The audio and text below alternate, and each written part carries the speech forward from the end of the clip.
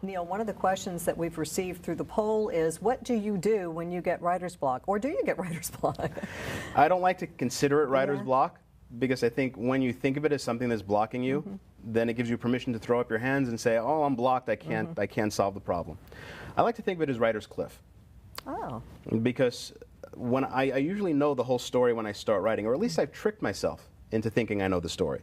But the characters will always start to take the story in directions I wasn't expecting. And so there always comes points within every story where I don't know what's going to happen next. I know where I want to get to, but I don't quite know how to get there. It's like you're standing at a cliff and you have another one that you have to get to, so you have to build a bridge.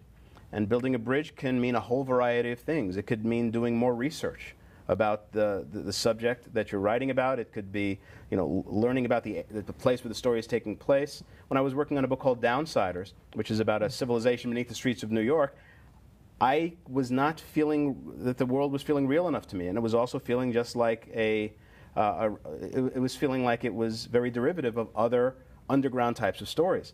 So I started to do research as to what was really underneath cities around the world, and I came up with a world that was very coherent and very original and very unique.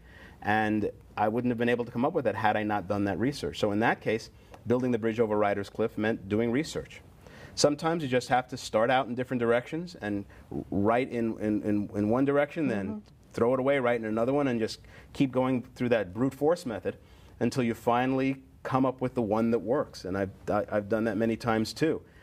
In Unholy, there were a total of 62 pages that ended up going to dead ends that I'd never used in the book because the story just didn't work if I went in that direction.